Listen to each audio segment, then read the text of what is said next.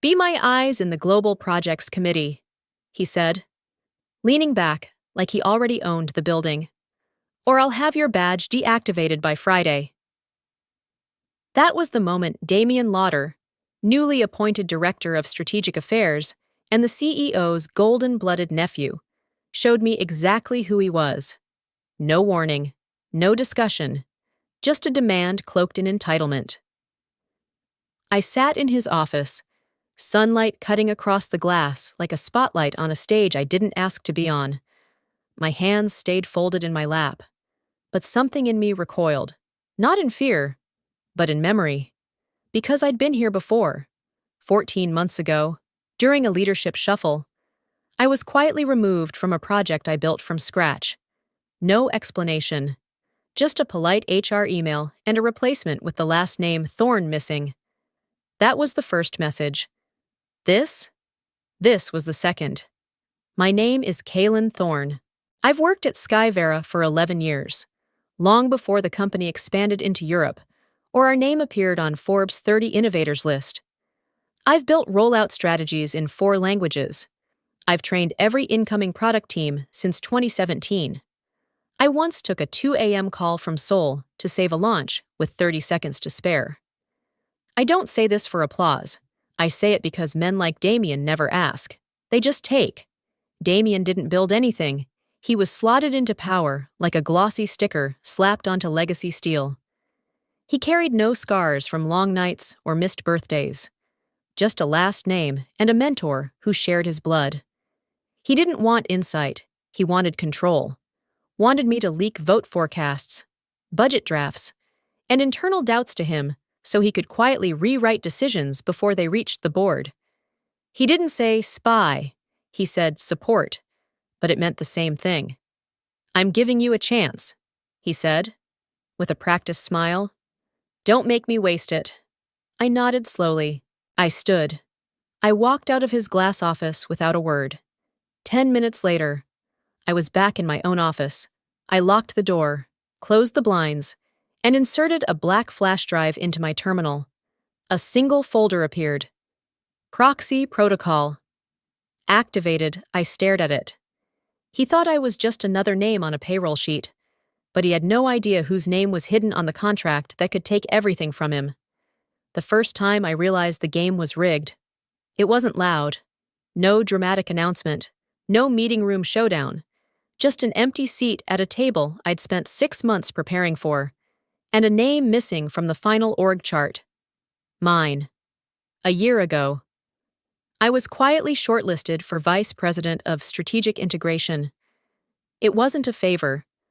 I'd led the rollout of our cross-border compliance framework, mitigated 2 near-regulatory disasters in Germany, and rebuilt the North American onboarding system after our consultant firm dropped the ball. I had the numbers, the endorsements, the long-haul credibility, but I never got the interview. Instead, Damian Lauder, fresh out of a 2-year consultancy stint and 3 months into observing operations, got the chair. Officially, the board cited my limited experience leading C-level discussions. Unofficially, the CEO said something in passing to another executive that still rings in my ears. Kaylin's excellent, reliable, but Damian understands the family brand. Family brand. As if Skyvera's reputation was something passed through DNA. As if I hadn't spent over a decade keeping that brand clean while others partied at investor galas. I remember walking into the women's restroom that day, locking myself into the farthest stall, and just breathing, not crying, not breaking, just holding still, because I knew if I moved too fast, I'd unravel, and I couldn't afford to unravel, because what no one in that boardroom knew was that I already had leverage. 8 months before that decision, I was quietly contacted by a private legal advisor on behalf of a strategic shareholder, a low-profile holding entity that controlled 17.4% of Skyvera's Class B voting stock. They weren't happy with the way internal politics had begun to override meritocracy. They needed a quiet pair of eyes inside. They needed someone they could trust. someone without family allegiances, someone who had earned their place. I said yes. Under the legal name Proxy Unit 6, I signed a binding agreement to serve as an ethical steward and silent observer. In the event of internal misconduct, manipulation, or fiduciary abuse, I had the right to act.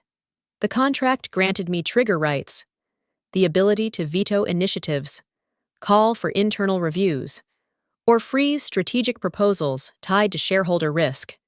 And I never used it. Not even when Damien was handed the title that should have been mine. I stayed quiet. I stayed present. I watched. I waited. Because power, real power, doesn't always walk into the room. Sometimes it sits at the corner of the table, unnoticed, until it's ready. Until you're ready. When Damien threatened me last week, he believed he was exercising dominance, but what he didn't realize was this. I don't work for him. I work for the part of this company that still believes in fairness, in competence, in earned trust. I don't wear a crown, and I don't carry a family name that opens doors. What I carry is leverage, and a memory of every time I was overlooked. Every time I was told I was almost there. Every time I held the line while someone else took the stage. That's what Damien doesn't know, and that's what will take him down. The room broke into applause, but my hands stayed still. I watched Damien Lauder standing at the front of the boardroom, grinning like he'd just rewritten the rules of global commerce. On the screen behind him was the framework I'd spent 6 months building, the expansion pipeline for our next 3 regions, complete with multi-phase budget structures, stakeholder negotiation tiers, and the risk forecasting model I'd constructed line by line. But my name wasn't on any of it. He hadn't even changed the color scheme. The same gradient I'd agonized over during a red-eye flight back from Zurich was still there, bold across the title slide. Except now, it read, Strategic Recalibration, Proposal by Damien Lauder. I'd submitted the working draft 2 weeks ago, privately, to my project folder on the internal server. I hadn't sent it to anyone, not yet. It wasn't finished. The tone needed tightening. The numbers still needed a pass from finance. And yet, there it was, word for word, bullet for bullet. He didn't just borrow my work. He took it, raw, and presented it like he'd birthed it from brilliance. I didn't speak up during the meeting. I didn't interrupt. I didn't call him out. Because I couldn't. Not in front of the CEO. Not in front of the board. Not after what happened last time, when I raised concerns about credit misattribution and got labeled as overly sensitive to recognition. I'd learned. I'd adjusted. I'd documented. So I sat there, nodding along, watching his cheap charm wrap itself around every line of strategy I had crafted with late nights, early mornings, and a dozen uncredited drafts. I didn't hear most of what he said after that. My mind drifted, not away, but inward, back to every time someone else had spoken louder and been praised, while I edited their numbers behind the scenes. Back to every time I was told I was technically brilliant, but not quite executive presence. And when the meeting finally ended, when the room emptied out and the lights began to dim, I stayed seated, alone. I pulled the printed draft of my original framework from my bag, the one I'd marked up by hand. My name was still in the corner of the cover page, Kaylin Thorne, but someone had drawn a line through it in red marker. I didn't remember doing that. I sat there, staring at the line, my fingertips lightly brushing over the paper like it might apologize. But paper doesn't speak. It just holds the truth, quietly, stubbornly, without pride or shame. And that's when it hit me. He hadn't scrubbed the metadata. Later that night, in my apartment, I pulled up the deck from the company server. Damien's version, the one he'd presented, had been uploaded under his name, but metadata doesn't lie. Author, K. Thorne.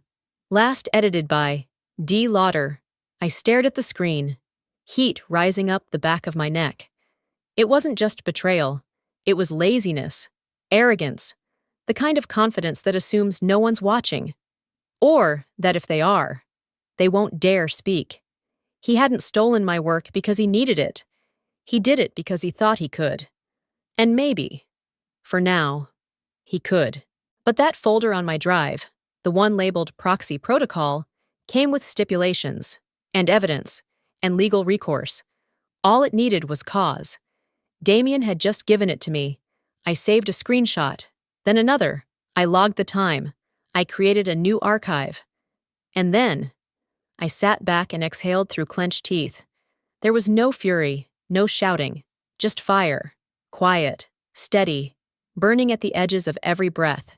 He'd taken my work, but I was going to take back everything else. He thought I wouldn't notice. It started with a flicker, a faint stutter in my keystrokes, a delay when I opened encrypted files that had never lagged before. Harmless. Maybe. To someone who didn't know what clean code looked like. But I had spent over a decade inside this system. I knew how it breathed.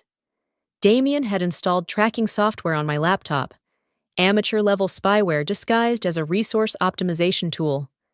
Just enough to scrape keystrokes, monitor access logs, and capture screenshots. It was clunky, obvious, and insulting. He didn't even bother masking the process name properly. The worst part wasn't that he tried to spy on me. The worst part was that he assumed I wouldn't be sharp enough to catch it, that I'd walk right into his net like a clueless technician with no teeth. But I don't walk into traps. I build the traps. And sometimes, I turn them inside out. I didn't delete the spyware. That would have tipped my hand. Instead, I redirected it, with 3 lines of code and a private server key. I funneled the spyware's output into a secure off-site server owned by the Strategic Shareholder Group, the one that had entrusted me with proxy authority and silent oversight. Every word Damien thought he was collecting from me, now being reviewed, time-stamped, and archived by people with far more power than he could ever imagine. But that was just the beginning. Once the tunnel was in place, I embedded a data listener, a simple script that mirrored his own tool's queries. That meant every time Damien accessed data from my machine, I could see it too. Not just what he took, but when, from where, and what IP address he used to do it. That's when I found the recording, buried in a temp directory, masked under a meeting label that made it look like a vendor debrief. But the audio told a different story. It was Damien, talking to someone outside the company, a consulting firm. I recognized the name. They'd been quietly lobbying for access to our South American operations. Damien wasn't discussing strategy.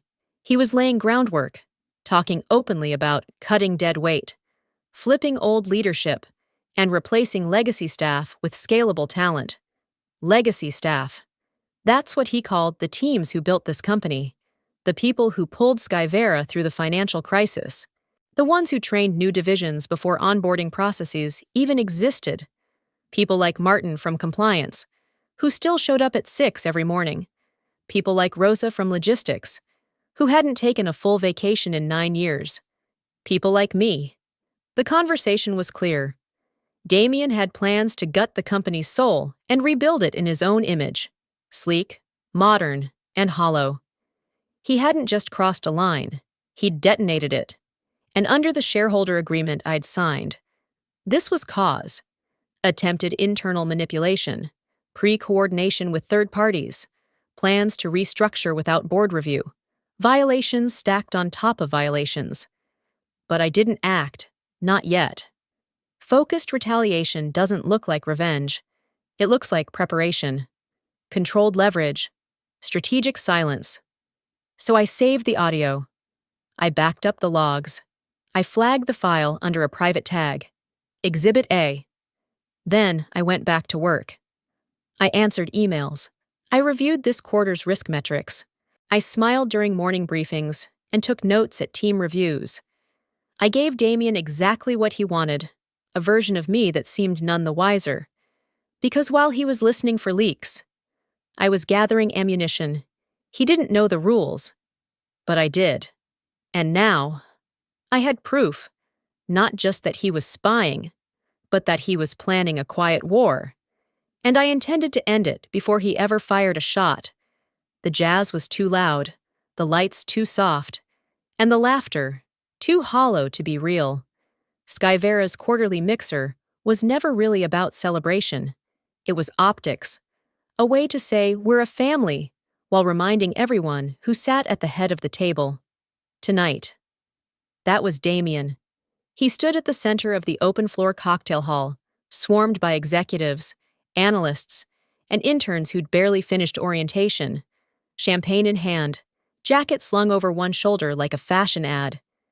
He threw out high fives and compliments like confetti. You'd think he launched the product that went live last week. You'd think he built the pipeline that got us into Southeast Asia. You'd think I didn't exist. I stood near the edge of the room, by the wall of windows overlooking the skyline, a glass of Merlot in my hand I hadn't touched. Not because I didn't want to drink, but because I didn't want to lose control of a single breath. That's the thing about this kind of silence. It doesn't scream. It sits. Heavy. Familiar.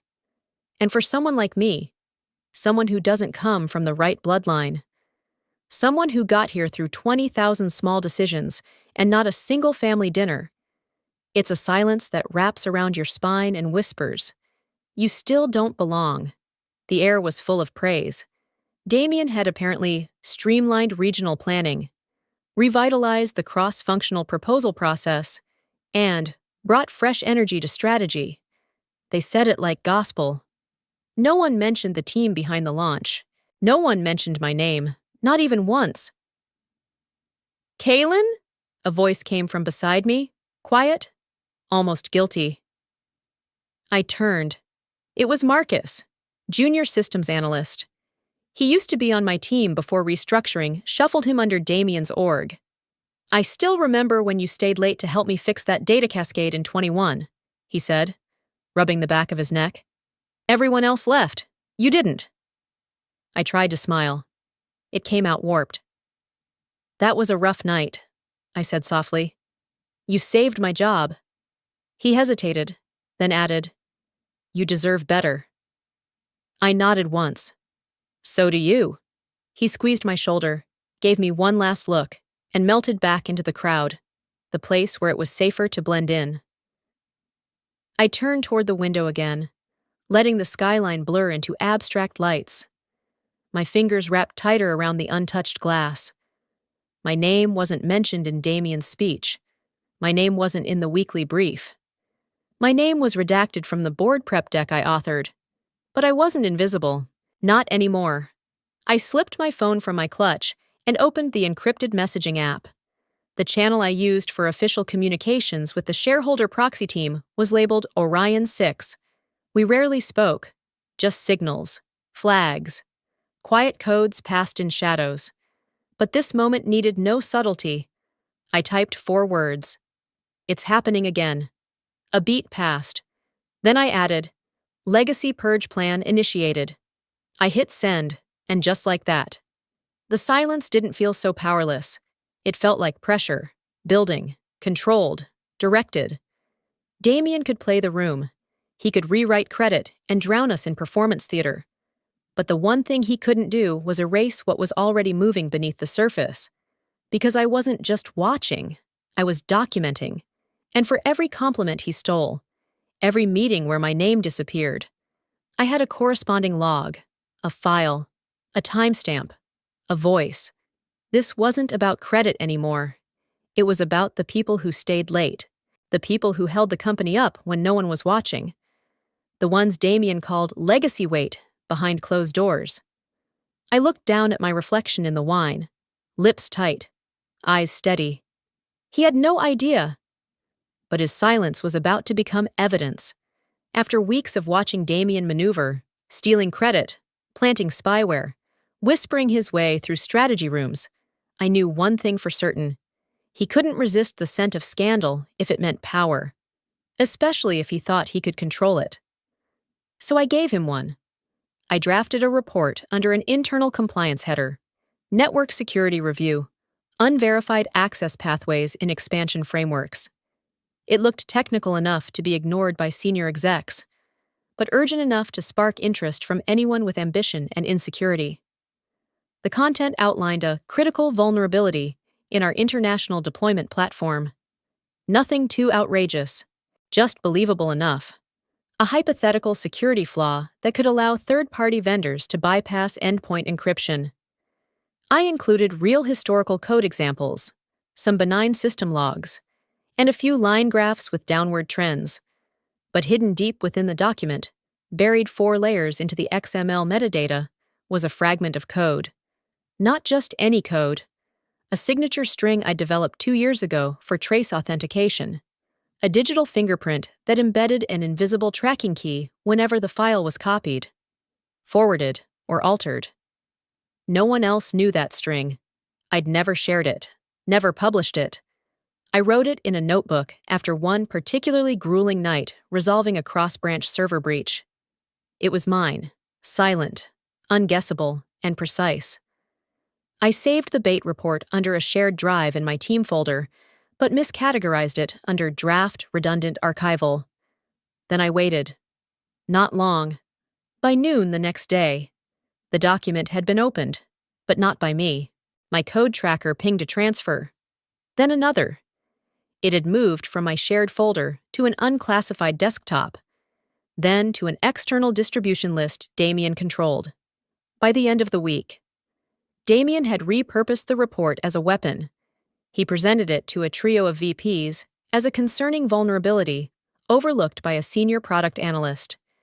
He subtly pinned the blame on one of our rising leads, a quiet, methodical engineer named Sloan, who had recently presented an alternative to Damien's preferred vendor list. Sloan was blindsided. So was her team. A formal investigation was launched. Quietly. Of course. Just enough to shake confidence. Damien, meanwhile, looked like a watchful leader catching flaws before disaster. But what he didn't know, couldn't know, was that every time the report was forwarded, my signature string replicated. Every copy carried a tracer, and each time someone opened it, a silent notification was logged and sent to 3 senior directors, because before I launched the bait, I'd quietly embedded a mirrored copy into a separate secure channel, one monitored by the Shareholder Proxy Council, and 2 execs I had vetted for integrity. They saw the report. Then they saw Damien's version, and they saw the chain of custody, who opened it, who sent it, who edited metadata to remove file history. I didn't need to accuse him. The file did that for me. And I didn't panic when HR reached out to ask clarifying questions about the original document. I answered calmly, with time-stamped backups and an archived version showing clearly, no name, no reference, no formal submission, just a draft, left out, forgotten. I never looked directly at Damien after that. Didn't smirk, didn't gloat. I let him sit in his win. Because real strategy isn't about speed, it's about structure. And the structure was shifting beneath him, one breadcrumb at a time. He thought he was climbing. He didn't see the floor quietly cracking below. Some wars aren't declared. They're triggered by silence too loud to ignore. I sat alone in my apartment as the city flickered through the windows behind me. The hum of traffic, distant sirens, and the occasional horn were muffled by glass, insulated like the quiet inside my head. My cup of peppermint tea had gone cold hours ago, untouched. Across from me, pinned to the wall, was a photo I hadn't dared take down. Skyvera's original integration team. That photo was taken after we crossed $100 million in recurring revenue. I was 29, exhausted and smiling. Of the 12 people in the picture, only 3 of us remained. Now we were being erased, softly, strategically. Under Damien's modernization initiative, I turned back to my screen and opened the folder I hadn't touched in nearly a year. The name was simple, Orion Proxy. Inside were 3 files. One was the contract, one was the activation key, and the third, a single-page list of the clause, triggers I'd been watching like a patient surgeon waiting for the vitals to fail. That moment had arrived. I opened the contract. In the event of attempted organizational restructuring, retaliatory action against legacy personnel, or unethical data manipulation that compromises strategic integrity, Proxy Unit 6 is authorized to activate full Class B voting authority on behalf of the shareholder group listed herein. I didn't read the rest. I had it memorized. I minimized the window and opened the forwarded document from earlier that day. Damien's name was front and center. His signature was printed neatly at the bottom of the last page. Strategic Renewal Proposal, Phase 1. It was a plan to restructure Skyvera from the ground up, eliminate redundant teams, streamline compliance, reassign legacy engineers. His words were crafted carefully, but the intent was clear. Gut the company of its memory, replace it with brand polish, loyalty hires, and whatever interns agreed to keep their heads down and call him visionary. And there it was. 6 lines from the top of the executive summary. Non-scalable legacy functions will be sunset to ensure operational agility moving forward. The exact trigger, the exact wording from the clause buried in the proxy agreement I had signed 11 months ago. Damien, in his arrogance, had unknowingly given me the legal grounds to override him completely. I hit print, watched the machine hum to life. The sound filled the quiet in a way that felt ceremonial. The paper slid out warm, its edges trembling slightly, as if echoing the shift happening beneath our feet. Authorized Proxy, Kalen Thorne. I stared at my name for a long time, not with emotion, not with pride, just with finality. It was time. I turned back to my screen and opened the secure comms portal, the same encrypted channel I had been given when this all began. In the message line, I typed 6 letters. REACT, 1 breath. 2. A notification appeared immediately. Proxy activation confirmed.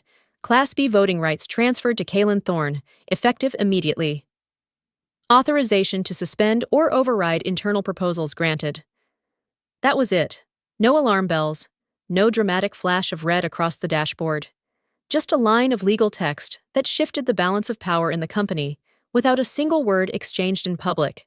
The war was no longer hypothetical. It had begun. Quietly, officially. I stood, crossed to the kitchen, and poured out the cold tea. My hands didn't shake this time. I walked to the window and looked down at the city as it kept moving, unaware that a corporation's future had just pivoted on a line of legal text no one bothered to read but me. Damien would wake up tomorrow thinking the plan was still his, that the restructuring would clear the way for his promotion, his spotlight, his claim to legacy. But he'd already triggered the clause that dismantled it all. He would walk into a boardroom smiling, and walk out wondering where the ground went. He built a pitch deck, I built a case file, and now, we would see which one could survive impact. The email came at 8:24 a.m. Subject line, Internal Compliance Review, Temporary Leave with Pay. No greeting, no explanation. Just one sentence in the body.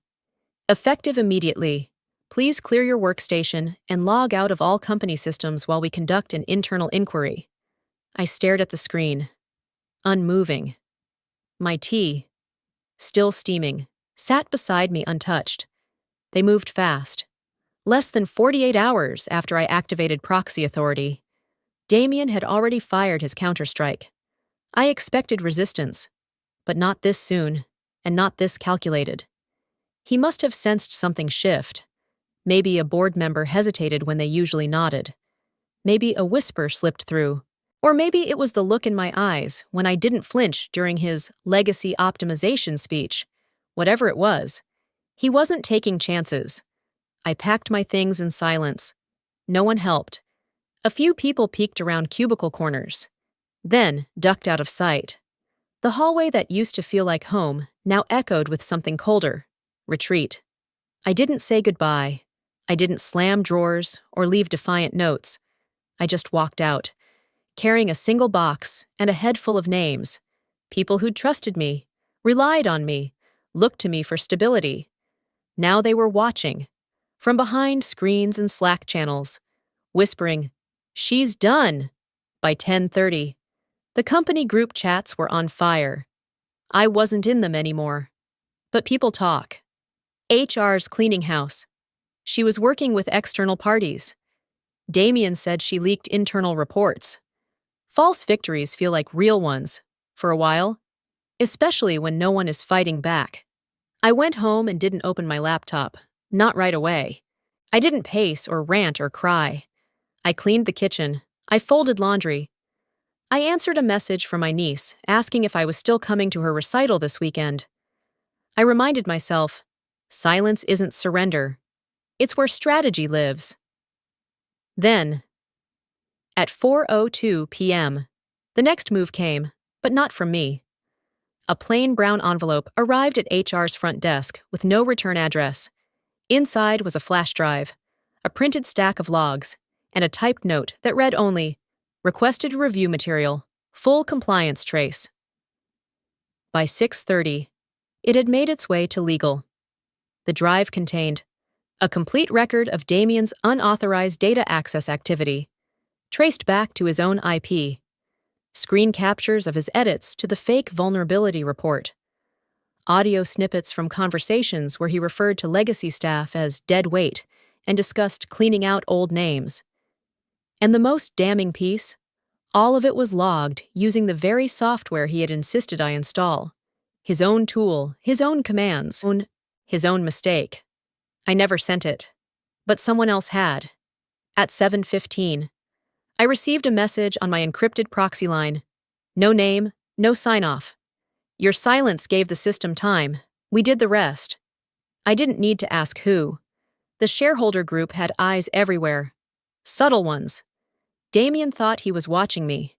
He never realized we were watching him. The next morning, HR sent out a neutral update.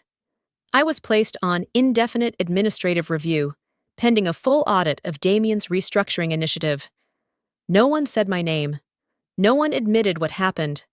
But everyone felt the tremor. As I stepped into the elevator of my building that night, holding a grocery bag and nothing else, I caught my reflection in the mirrored doors. No badge, no blazer, just a quiet face. Eyes steady, mouth still. He thought he'd pushed me out, but the system never stopped listening. And now, it was speaking. The apartment was too quiet. My desk, normally organized in clean rows of strategy briefs and system maps, had become a battleground. Notes were scattered like fragments. A half-drunk cup of coffee sat cold beside a pile of evidence. Charts, transcripts, screen captures, everything Damien had touched and tainted. And yet, despite everything I had collected, I felt alone, not afraid, not powerless, just alone. Since the proxy activation, there had been no public support. No one stepped forward. No one spoke my name aloud. Inside the company, I was a rumor wrapped in silence. Outside, I was just a waiting name in an internal review file. I stared at the growing indictment I was building. Not legal, not yet, but thorough. It wasn't a personal attack. No emotion, just facts, traced and labeled, lined up like dominoes waiting for the right push. Every few minutes, I stopped typing and listened, to the refrigerator hum, to the occasional car down below, to nothing at all. This is what isolation sounded like, not punishment. Strategy. Still, a small part of me wondered, was I the only one still awake in this storm? Then my phone rang. Unknown number. No voicemail. I let it buzz once, twice, and picked up. The voice on the other end was familiar, though older now, slower. "Kaylin?" she said. "It's Elaine MacArthur." My breath caught. Elaine, North America Strategy Director, one of the few senior executives still standing from the old Skyvera Guard. Years ago, she greenlit the Southeast Asia model I helped design. She hadn't said a word to me since Damien rose through the ranks, until now. "I've seen what he's doing," she said. Her voice was low, steady, like someone carefully balancing what little risk she could take. I stayed quiet too long, but you're not crazy, and you're not wrong. I didn't respond. I couldn't. My throat tightened. If you're the one holding the rope, she said after a pause, pull it. He's killing this company. The line went dead before I could thank her. But I didn't need to. That one sentence was more than support. It was permission. From someone who mattered. And that made all the difference. I turned back to my screen and began finalizing the report. I stripped out emotion, cleaned the structure, laid out each violation, data manipulation, misuse of internal tools, illegal surveillance, coercion, ethics breaches. I compiled voice transcripts, IP logs, email trails. I backed it with proxy rights and cited company code. It wasn't a plea. It was a reckoning. When I was done, I encrypted the file and sent it through official proxy channels to the full strategic board. The subject line was simple: formal motion to suspend strategic leadership, evidence enclosed. Then I sat back and stared at the wall. I expected that to be the hardest part, but something else was waiting. 3 hours later, a new message arrived. Not through the proxy line, through my burner backup channel. No name, no greeting, just a file attachment and a short note. I couldn't keep watching. He's worse than you think. The attachment was a private group chat log, an internal thread between Damien and 3 of his senior aides. The language made my skin go cold. Legacy teams are dragging us. Reset entirely. Push them out quietly. Use productivity audits. Frame it as culture misalignment. Sloan, Martin, Rosa, all on the list. Sloan, the engineer Damien tried to frame with the fake security report. Martin, who'd been at Skyvera longer than anyone I knew. Rosa, the one who kept entire departments running when systems failed. People who never wanted credit, just to work with dignity. And now, he was planning to erase them, like names on a whiteboard, like none of us had ever mattered. The message didn't say who sent it, but I knew. One of Damien's aides, someone who'd seen too much, someone who still had a conscience. I sat back in my chair, fingers laced tightly together. The office walls were far away, but I could still feel them, their chill, their silence, their watching eyes. And yet, for the first time in weeks, I didn't feel completely alone. Elaine's voice echoed in my mind. Pull it. And I would. I looked at the names on my list again, the ones they wanted to wipe out, the ones I was fighting for. Martin, Rosa, Sloan, Julie, people who had stayed through acquisitions, through layoffs, through chaos, people who taught me what loyalty really meant. They hadn't seen my face in days, but I was still here, and now they'd know. I turned off the desk lamp and sat in the dark, the city glowing beyond the windows, soft and indifferent. I was still in the dark, but now, at least, I wasn't the only one awake. I didn't hesitate. At 7:06 in the morning, I logged into the proxy system, uploaded the final case file, and hit Submit to Board. No theatrics, no doubt, just clarity. Everything was there. The manipulated reports, the surveillance orders, the internal messages about purging legacy teams, and the log of Damien's own spyware system redirecting data to unauthorized servers. I had even included the anonymous chat leak, marked and labeled, source undisclosed, verified internally. This wasn't revenge. This was responsibility. He crossed lines I wasn't willing to ignore, and now, he'd be forced to answer to more than just me. But my reach wouldn't end with the boardroom. I opened a secondary encrypted terminal, the same one Damien insisted I set up last year under the name CA External Sync. The system was originally designed to optimize Skyvera's media presence by distributing pre-approved talking points to select outlets. It allowed executives to control the message through delayed, scheduled dispatches, untraceable by design, private by default. What Damien never realized was that I built in a hidden override protocol, a soft key, one that let me schedule messages of my own, independent from his command. And today, I used it. I queued a bundle of sanitized documents, just enough to raise questions without violating NDAs, just enough to make noise. The first release included excerpts from Damien's restructuring plan, with sections blacked out for emphasis, and quotes like, "Reset entirely, too much legacy resistance." Flush them quietly. The email went out to 5 mid-tier financial journalists. Scheduled dispatch, 9:03 a.m. By 9:15, the first headline dropped: Sky Vera executive accused of targeting legacy employees in internal shakeup, Midstream Business Weekly. And from there, it spread like oil across a lit floor. X trends, finance blogs, internal forums, Slack screenshots, industry analysts chiming in with old anecdotes about Damien's aggressive management style. By 10:30, an internal company memo urged teams to avoid discussing unverified claims circulating in the media, which, of course, only confirmed that the claims had weight. HR went silent. Legal went dark.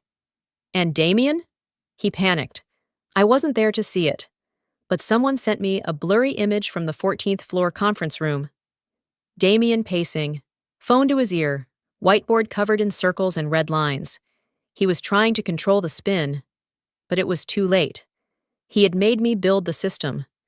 Now the system was speaking back, on a timer, in his voice, from his accounts. Each hour, another scheduled release went out. More logs, more anonymous tips, a drip campaign from the very architecture he forced me to design. I had simply reprogrammed the origin path. Once set, it ran itself, like clockwork. He couldn't cancel the transmissions. He didn't have the root access. That belonged to me. And the board? They were watching. I knew because the chief governance officer finally replied to my proxy submission. Short. Formal. Motion received. Board review in progress. Effective immediately. All restructuring initiatives are paused pending investigation. No support. No comfort. But no dismissal either. I was no longer invisible. By noon, people had stopped pretending. A team leader in R&D sent out a group message asking if strategic redirection was being used to eliminate older staff. A compliance officer quietly forwarded one of Damien's past audit edits to the legal archive. No one said my name, but I didn't need credit. I needed traction, and we had it.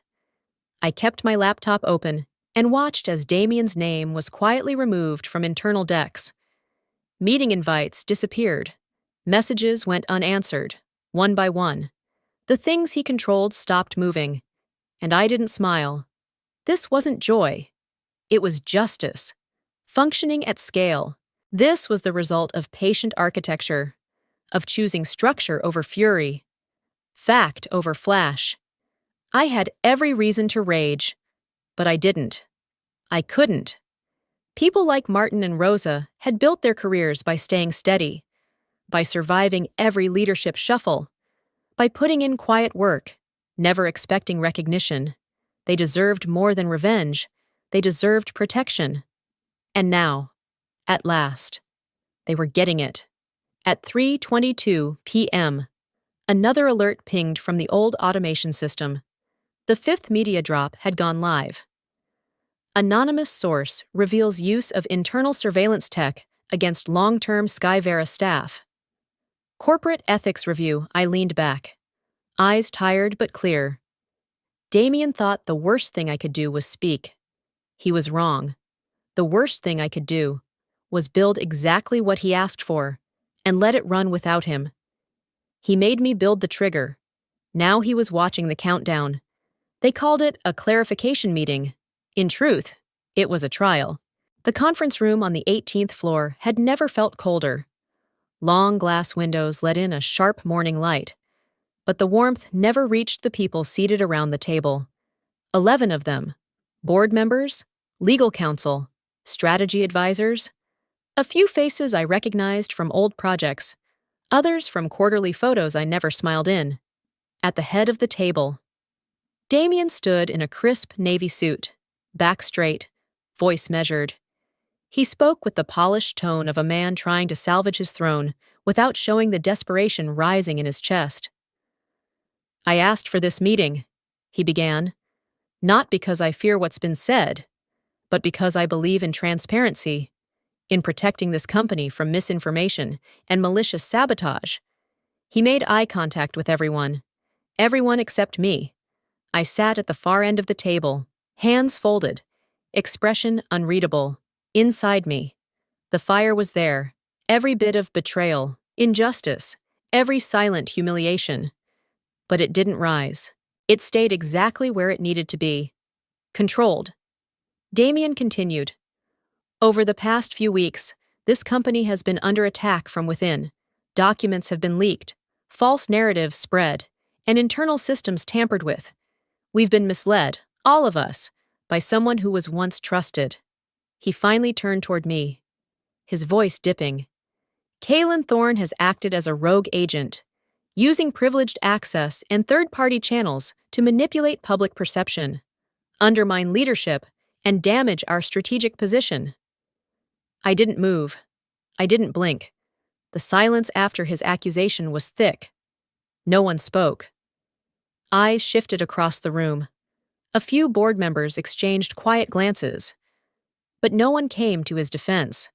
Damien stepped forward. "I am formally requesting a motion to suspend her proxy role pending full investigation and to freeze her internal access until legal review is complete." It was the move I had been waiting for, without a word. I reached down and retrieved a plain white envelope from my briefcase. I stood, slowly, deliberately, and walked to the center of the table. I didn't speak to Damien. I spoke to the board. Inside the envelope was one document. I slid it across the glass surface and stepped back. The chair of the governance committee opened it, eyes scanning the bold header. "Power of Proxy.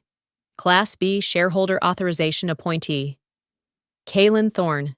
Effective date, 11 months ago."